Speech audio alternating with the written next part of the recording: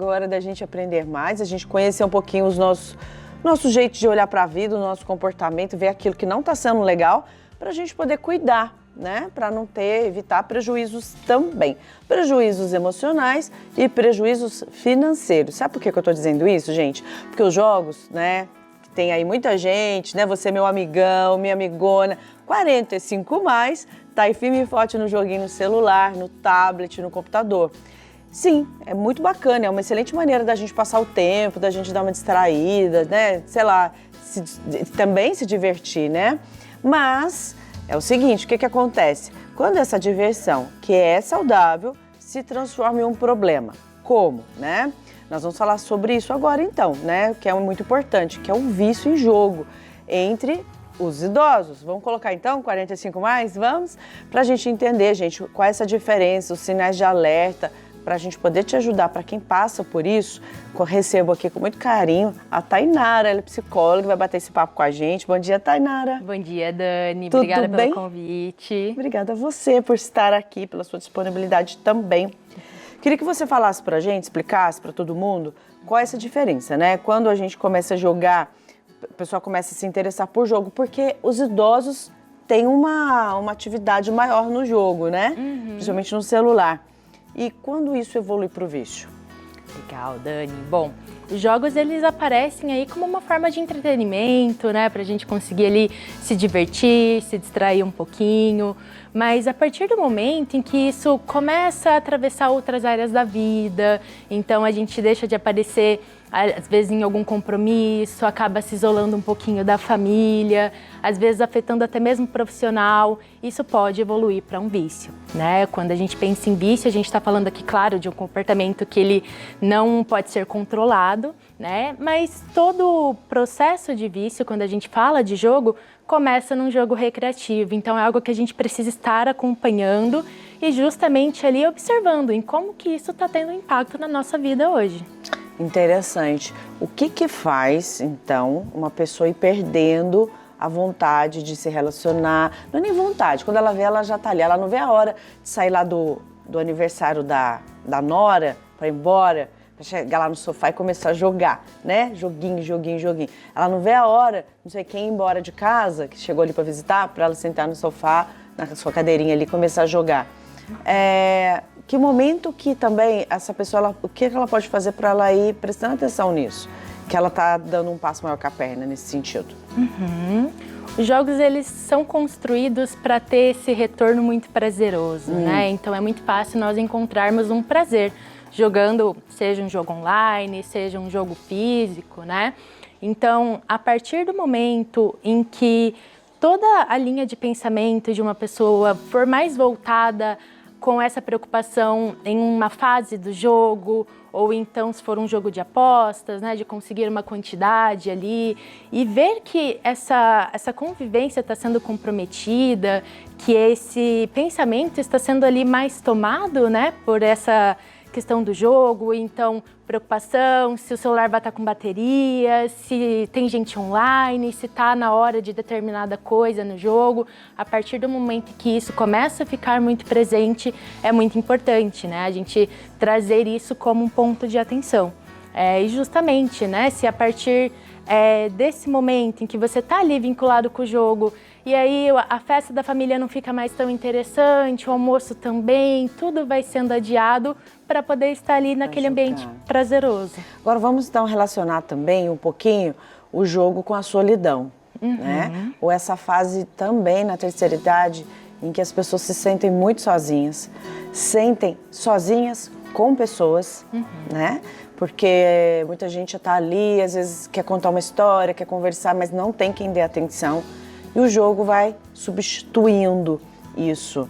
Qual é essa relação, Tainara? Bom, quando a gente pensa numa terceira idade, é um processo significativo até chegar lá, né? São muitas mudanças que elas acontecem, que vai desde o profissional, né? Onde muitas vezes ali esse idoso já está aposentado, ou então que executava ali algumas funções, tinha sua independência, acaba perdendo a independência, seja por um problema de saúde, por alguma limitação física, e aí tudo isso vai trazendo muitos sentimentos, às vezes de invalidação, de não se sentir tão capaz, e aí como você bem citou, né, às vezes até na convivência familiar, de contar uma história, não são todas as pessoas que têm essa paciência para acolher, para estar ouvindo, né? Os celulares estão presentes na vida de todos nós, então essa interação digital está muito natural.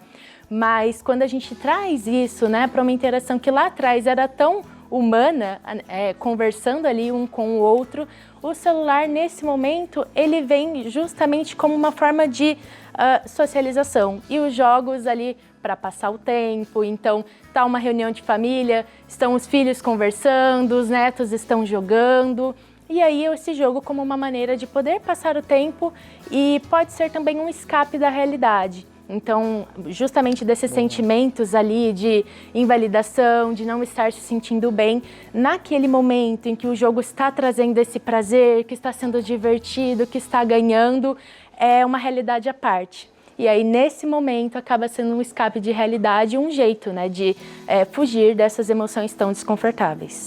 É verdade, porque a solidão ela é muito real, né? E ela é muito difícil, ela é dura, ela é dolorida, né? E são exemplos muito clássicos, né? De pessoas que estão ali. A gente está falando do jogo no vício, olha só quanta coisa interessante, né? O vício do jogo, que vai te tirando da realidade. O que você não está lidando com a sua solidão, você não está olhando para isso, e não está cuidando disso, e está colocando o jogo aí, ou seja, vai gerar um segundo prejuízo. Porque é importante nessa idade encarar isso, né? E como cuidar disso, né, Tainara? É tão difícil, da solidão específica na terceira idade. Bom, esse é um fator que ele está ali presente em muitas áreas da nossa vida, né? Então, quando a gente pensa nessa questão da solidão, na terceira idade, a gente precisa ver como é que está esse ambiente familiar, né? Esse idoso é um idoso que mora sozinho, que tem uma companhia, que tem a presença da família ou não. Como é que está a interação dessa pessoa com outros círculos sociais. Então, seja na igreja, seja em algum grupo, com outros amigos, com a própria família mesmo. Então, esse elemento da solidão, quando a gente deixa de estar presente em tantas áreas assim, que antes eram presentes, né, do profissional, da família, dos amigos, aí a gente precisa cuidar disso, né? E uma vez que, conforme o tempo passa, nós temos a tendência desse isolamento acontecer, é justamente trabalhar essa ressocialização nesses ambientes. Então, para estar com os amigos, para poder estar com a família, né? Criar essas rotinas de convivência, para justamente trabalhar um pouquinho essa solidão, né? E se for algo que persistir, se for algo mais interno da relação do idoso com ele mesmo, justamente estar ali procurando uma ajuda profissional para poder conversar sobre, né? Algum grupo de apoio, algo que venha trazer esse acolhimento para esse sentimento também. Muito bom para cuidar disso, né? Exatamente. Os impactos psicológicos, os prejuízos emocionais que o idoso pode ter quando ele está viciado em jogo. Vamos falar um pouquinho de ansiedade e depressão. Bom, os jogos, quando a gente entra em uma característica de vício, podem trazer muitos impactos. Então, desde essa ansiedade, né, para estar ali jogando, um sentimento de angústia quando não se está jogando. Então, ter essa irritabilidade, ter ali esse sentimento um pouquinho mais, às vezes, agressivo ou então depressivo, dependendo ali do tipo de jogo que se joga. Né? E conforme as consequências, conforme o tipo de jogo, por exemplo, se estivermos falando de um jogo de apostas, isso pode trazer prejuízos financeiros significativos, né? Que durante o jogo tá ali, tá muito divertido, é um êxtase, mas depois que passa, né, nós temos uma série de preocupações financeiras, às vezes conflitos familiares, tantas coisas que vão trazer uma série de preocupações para esse idoso, né? E pode agravar aí quadros de ansiedade, quadros de depressão e tantos outros sentimentos ali que vão precisar de uma atenção depois. Claro, e um quadro de dívidas também, né? Aí aperta e aí vem o desespero. Exato. Quando você fala aí desse quadro em si, que é muito comum, né? Então a pessoa está lá sozinha, tá num sentimento de depressão, tá ali, não, mas eu vou jogar, e dá aquele prazerzão, né? Ai, consegui, ai, eu vou experimentar, eu vou clicar, porque jogos, gente, aparece de tudo no celular. Eu falo, né, às vezes meu mãe, não clica, não aperta em nada, não acredita. Aí clica lá, deixa eu digitar o que? O cartão, vou digitar o meu cartão, enfim, você comprou, depois vem aquela sensação ruim. Esses momentos, né, que parece que é muito bom, que não, na verdade, que não é, né, esse pico de adrenalina que dá, e depois vem aquele arrependimento, a sensação ruim, ele pode ser comparado como outros vícios? Como de bebidas, enfim, entre outros? Nós temos algumas diferenças significativas, né, quando Tá. a gente fala de vícios em jogos.